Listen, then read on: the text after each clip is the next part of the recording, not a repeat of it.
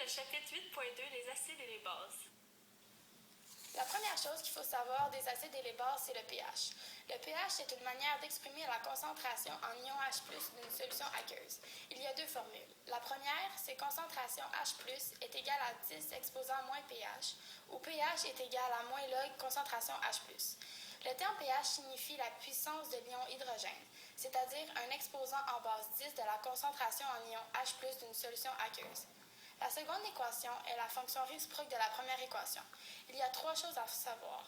La première, c'est le signe négatif qui précède le symbole log donne une valeur positive au pH, qui serait normalement négatif en raison des petites valeurs de concentration H+.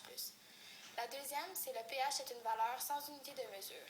La troisième, c'est le logarithme en base 10 est utilisé dans le calcul du pH. Pour nous aider, nous allons faire un exemple.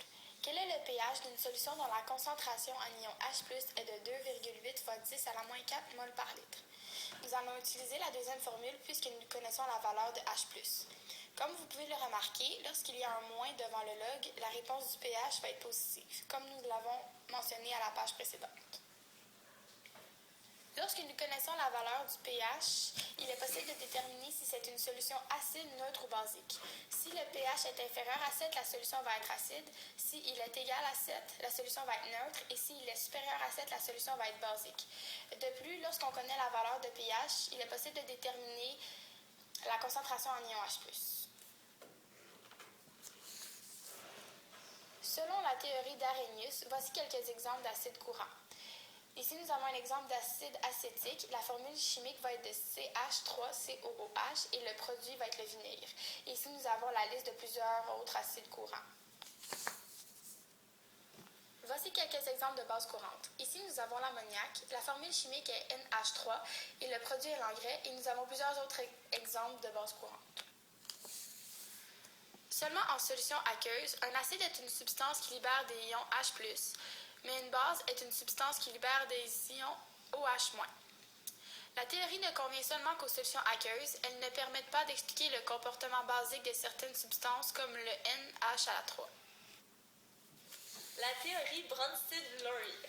Deux chimistes ont redéfini les acides et les bases en fonction du transfert d'un proton ion H+ d'une substance ou d'une autre. Selon leur théorie, un acide, c'est une substance capable de donner un ou plusieurs protons ion H+ à une autre substance. Par contre, on ne peut pas céder un proton car il n'existe pas comme une particule indépendante dans une solution. Donc, le proton, chargé positivement, doit se lier à une autre particule qui est la base.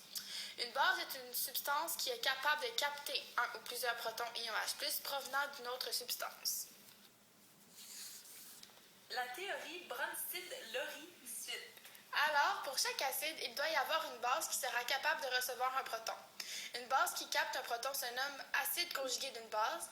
Un acide qui a donné un proton se nomme base conjuguée d'un acide. Exemple de couple d'acide-base. HF liquide plus H2O liquide devient H3O plus aqueux plus F-.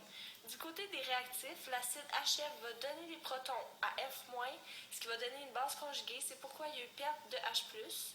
Encore du côté des réactifs, la base H2O va capturer des protons à H3O+, qui va donner un acide conjugué. C'est pourquoi il va y avoir une capture d'H+.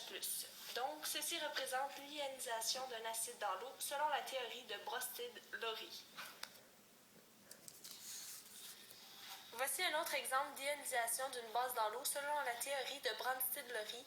C'est le même principe que l'exemple précédent. La base capture des protons et l'acide va donner des protons. Dans les deux exemples, l'eau joue le rôle de base et d'acide en même temps. Donc, on dit que l'eau est un ampholyte.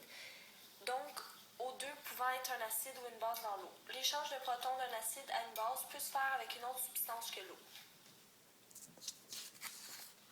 La théorie de Bronsted-Lowry permet de déterminer les acides conjugués et les bases conjuguées, mais la théorie d'Arrhenius reste encore utile car il est parfois difficile d'expliquer comment certaines bases comptent les protons. Le comportement basique des hydroxydes métalliques en est un exemple.